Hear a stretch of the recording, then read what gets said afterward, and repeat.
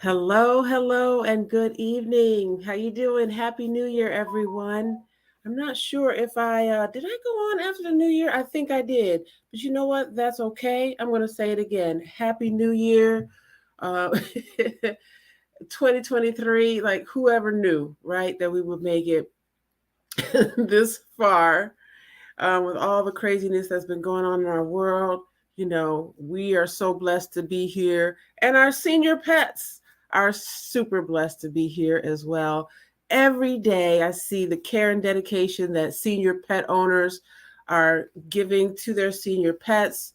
They've got a lot of questions, they want to know specifics, details, and that's exactly what I'm here for. Not only in my veterinary service, but in venues like this, Senior Pet Chat, where I come on and answer any of your questions about your senior pets. So, welcome again to Senior Pet Chat. I make it a point to be here every Monday night, and we talk about senior pets, all things senior pets. So, tonight, um, I want to kind of bring to mind one of the most common aspects of veterinary medicine that we think of, and a lot of times pre-veterinary students think of when we think of veterinary medicine and what's all is entailed with that. A lot of times we think of all of the equipment and the materials that you need. Like, I have to order a lot of equipment. There are a lot of tools that we use as veterinarians, and for senior pets specifically, we've got all kind of diagnostic tools. Let's draw some blood, put it in the beaker, boil it down, titrate it, all kind of gadgets and devices that help us to figure out what's going on with your senior pet. And, as the years go on, we get more and more technology, and it is a benefit to the pets out there. I think that it's definitely a benefit. There's always controversy about whether or not technology is improving things or whether it's holding us back or just what. And I think that a lot of the technology that we've started seeing in the veterinary world is very useful. Now, hello, Miss Chapman. How you doing, Pamela? Good to see you. Although Miss Ducati is doing good. Wait, is it Ducati? Yeah, I think so. Great to see you here tonight.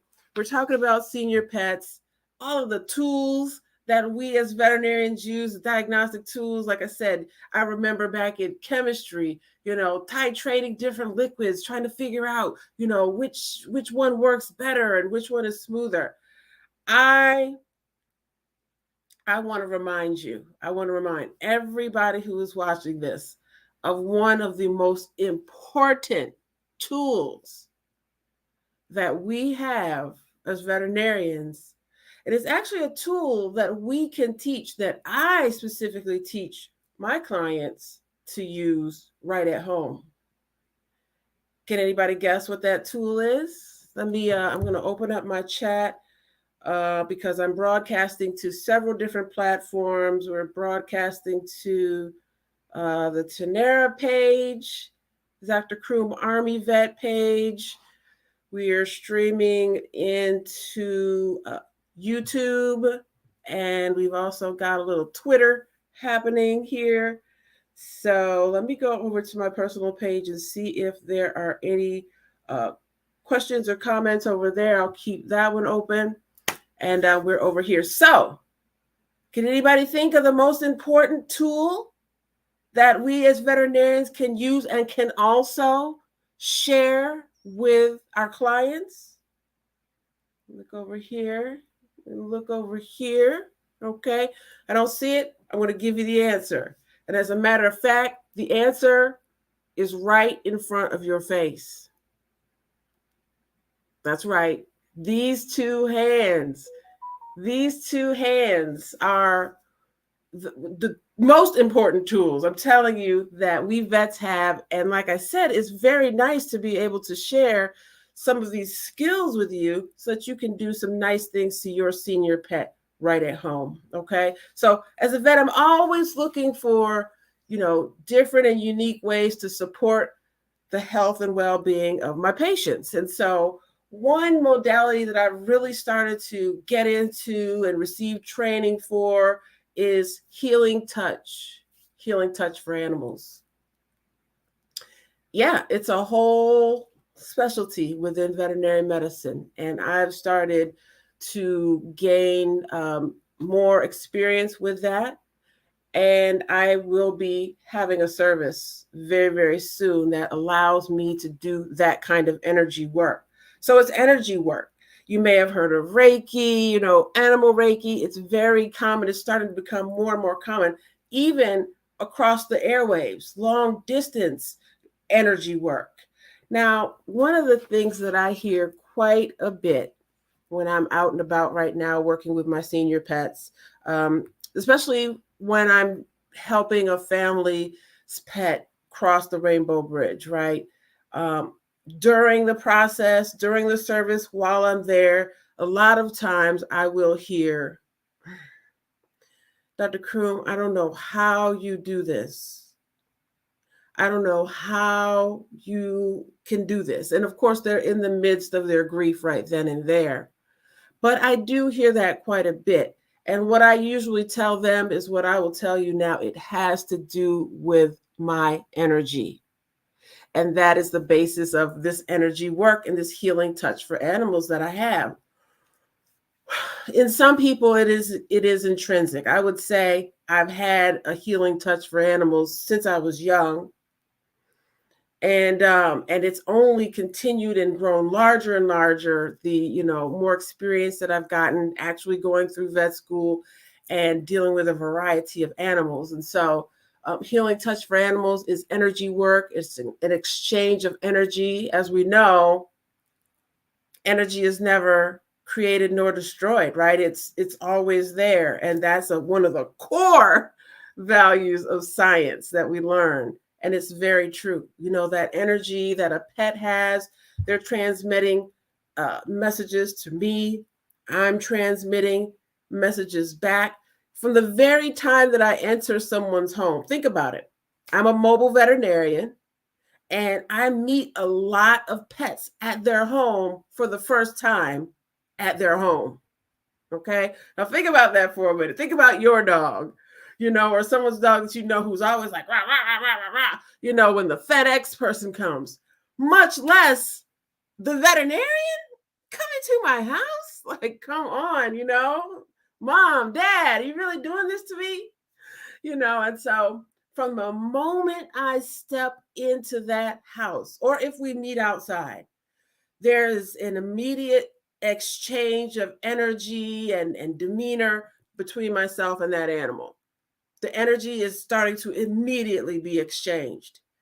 And this is all a part of my overall service as a veterinarian, because before we get in there and touch any animal, one of the first things we learn in veterinary school is to observe first. We're observing, we're checking things out, they're checking us out, we're exchanging a little bit of energy, right? And uh so that is one of the most important things. I'm not getting to people's homes and like, okay, Fluffy, and Fluffy's all rah rah rah, but I'm like, come here, Fluffy. No, I'm like walking in the house, checking everything out, giving the owner a pound, letting Fluffy see that we are friends and things like that. So you have to really read the room when you're going into a senior pet, or really any pet's home for the first time. It involves energy exchange. It involves being able to read the pets. And hello there, Gina. Oh, you gave a little heart. Well, heart right back to you. I'm glad you're enjoying the broadcast tonight when we're talking about our senior pets. If you do have a senior pet of your own, feel free to put his or her name in the chat and let us know what breed and how old he or she is. And we've also got Miss Pamela Joe Chapman in the house. We take care of her pup, Miss Ducati. And I was just asking how she's doing, and she said that she is doing great. That's what we love to hear. We love to have our patients that are doing really well, and then their owners coming in to check out the senior pet chat. That's what I'm talking about. Great to see you. Okay, Gina, you said you've got Ladybug, a 15-year-old pit bull. Okay, Ladybug. Now that's Ladybug with 2 G's, right? You're like, don't get it wrong now. Get it right. 2 G's. That's so funny because that's one of the main things I look at when people come in for the first time to the clinic and we're putting that information in. I'm like, if I spell anything right, it better be this pet's name, you know? So thank you, Gina, for sharing your info about Ladybug. Sounds like such a cutie pie. So we're talking about healing touch energy work. And you know, it's a really, really important part of my holistic service. When we talk about holistic, again, it means that we're taking not only the physical aspects of your pet, but the mental and the spiritual as well. All that energy in there, to create your unique pet. And that is what I focus on as a holistic vet. So, some of the things that healing touch can assist with. And let me just say, again, it's gentle, it's non-invasive, it's using light touch, and it's using intentions as well. If you've ever done affirmations of your own, meditation, it's similar situation where I am giving healing touch for this animal, and all of my intentions for that animal are going in to my thoughts and to my process and then to my actual healing touch of that animal. So now healing touch has been, now the training that I've received has been by Carol Comator, and she put together the Healing Touch for Animals program several decades ago. She's an amazing woman, and her course is allowing me to add even more services and to start really using this energy work like I'd like to in a deeper way. Not only do we learn about the actual touch, but also the essential oils, the correct way to use those. And I'll be having a course on that as well soon. So if you are interested in anything along those lines, make sure you stay in touch and you keep track with Dr. Croom Army Vet so that you can know when those courses are coming up. Healing touch for animals can be useful for our senior pets for their overall well-being, pain control, disease prevention. Again, we're talking about intentions for this pet. We are grounding ourselves. All the things that you do in a meditative state to cleanse and clear your energy, same thing. It's an exchange of energy that I have with your pet, and I'm giving all the love and intention. Interesting thing. It may be obvious to you though, but when we talk about our energy fields, right, in our chakras, and we know that our energy fields are around us, right? Or some can see the auras, and we know that we have energy that's bounced because we're all energy, right? And so we can say that our aura as humans, it's somewhere around here, and usually the higher vibration we are, the looser we are, the more open we are, then our energy field can expand, right? Into, maybe include others. And then, but pets, we learn, animals, their energy field is huge. It's huge already. And so they are super sensitive to all. That's why they're so sensitive. That's why, they can feel vibrations. They can feel intentions. They know right offhand if somebody they come across is not giving them that good vibe. That's because their energy center is very wide, and they can feel a lot out there. And so that's what I'm interacting with when I'm doing my healing touch for animals. Pamela, you said, yay, essential oils. Yes, ma'am. I know this is something that a lot of my clients have asked about. They want more information about. My course is being put together right now. You will see information about that soon. We will get into the basics of essential oils, which ones to use, and give you access to those as well. So thank you, ma'am. Yes. So healing touch for animals also, can you believe it, is helpful for grief. Now think about that for a minute. We go to the pet owner's home for a last wishes service, right? They have another pet. This pet is always with the other pet that has to go. And what is this other pet thinking now? They know, okay, they can smell, they can see that, okay, this friend of theirs, this lifelong friend is gone. And then I may, be taking the remains, and then all of a sudden that animal is gone. They're gone forever. And animals go through grieving processes too. They do. And so the healing touch can also be something that can help alleviate some of that grief that the other pets, the remaining pets, may be going through after one pet has a last wishes service. So healing touch can also help boost the immune system. It can be helpful for pain and anxiety. Is really, really great for that. So keep that in mind, because we want our pets to have a sense of well-being, whether they're at home, whether they're in the yard, whether they're under the bed. We want them to, be living their best lives. And so just a little introduction to healing touch for animals. I wanted to let you know that this is something that will be provided soon. And I will be doing some mini courses for that as well. For those of you who are interested in learning how to put healing hands on your animals in a specific way that can help their well-being.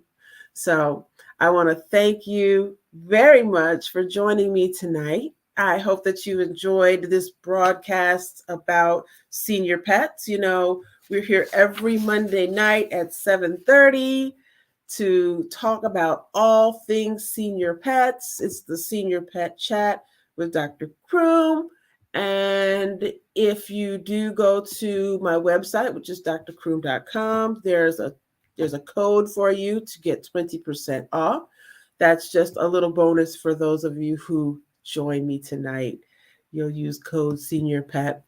And yes, Gina, I know this is really exciting. I've been thinking about this for a while, putting all the steps together. That was Gina. She said this is exciting news. I think you're talking about the course for the essential oils and the healing touch and everything. Yes, people want to know how to do some of these things themselves right at home, and so I'm going to be the one to deliver those educational courses to you. I'm really excited to do that. So stay tuned, everyone, and we'll be back next week with more Senior Pet Chat. So be ready.